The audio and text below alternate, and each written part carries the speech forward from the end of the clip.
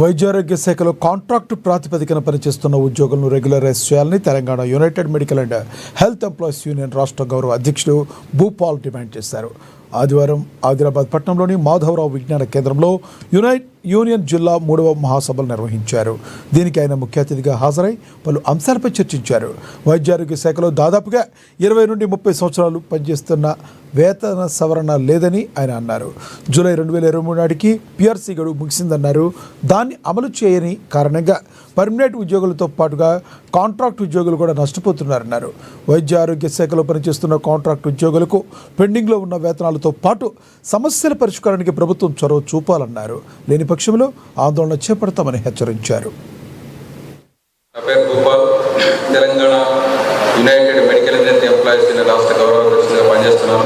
ఈరోజు ఆదిలాబాద్ జిల్లా యూనియన్ మహాసభలు సిఐటి ఆఫీసులో జరుగుతూ ఉన్నాయి. ఈ సందర్భంగా జిల్లాలో ఉన్నటువంటి వైద్యారోగ్య శాఖ ఉద్యోగులు వివిధ కేడర్లో పనిచేసే వాళ్ళు పెద్ద సంఖ్యలో హాజరయ్యారు. ప్రధానంగా ఇందులో permanent, contract, outsourcing, scheme workers రకరకాల కేటగిరీస్లో గత 20-30 సంవత్సరాలుగా పనిచేస్తున్నటువంటి పరిస్థితి ఉంది.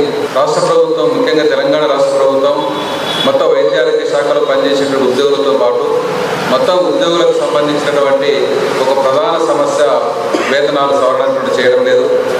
అందరికీ పిఆర్సీ ఇవ్వాలని చెప్పేసి గత 2 సంవత్సరాలుగా పోరాటాన్ని కొనసాగిస్తా ఉన్నాం. 2023 జూలై నెలతోన పిఆర్సీ పీరియడ్ కూడా కంప్లీట్ అయిపోయింది. ఇప్పటిదాకా పిఆర్సీ కమిటీ యొక్క రిపోర్ట్ తెప్పించుకొని డిక్లేర్ చేయకపోవడం వల్ల పర్మనెంట్ ఎంప్లాయీస్తో పాటు కాంట్రాక్ట్ ఎంప్లాయీస్ నష్టపోతూ ఉన్నారు. గత ప్రభుత్వం ఒక సంప్రదాయం తీసుకొని వచ్చి పిఆర్సీ వచ్చినప్పుడే కాంట్రాక్ట్ ఉద్యోగులకు జీతాలు పెంచేటువంటి పద్ధతిని తీసుకొని వచ్చింది. దానివల్ల 60 జీవో ఇచ్చేసి చాలామందికి జీతాలు ఆ రోజుల్లో కొంత పెంచారు.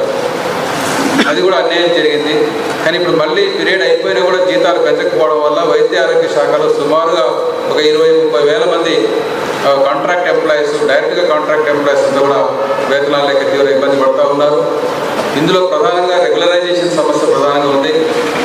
వైద్య ఆరోగ్య శాఖలో పనిచేసేటువంటి కాంట్రాక్టు ఏఎన్ఎంస్ కానీ, ల్యాబ్ టెక్నీషియన్ కానీ, ఫార్మాసిస్టులు కానీ, అలాగే క్లాస్ 4 ఎంప్లాయీస్ కానీ, రిమ్స్ లాంటి హాస్పిటల్లో పనిచేసేటువంటి అవుట్సోర్సింగ్ వర్కర్స్ కావచ్చు, వీళ్ళతో పాటుగా స్టాఫ్ నర్సులు కావచ్చు, అనేక కేటగిరీస్లో పనిచేసేటువంటి వాళ్ళందరూ అటు ఎన్హెచ్ఎంలో అయినా, ఇటు ఎన్హెచ్ఎంలో సెకండ్ ఏఎన్ఎం ఉన్నారు, ఈసీఎన్ఎం ఉన్నారు, అర్బన్ సెంటర్ ఏఎన్ఎం ఉన్నారు. ఇప్పుడు ఆదిలాబాద్ జిల్లాలో అర్బన్ ప్రైమరీ హెల్త్ సెంటర్లో పెద్ద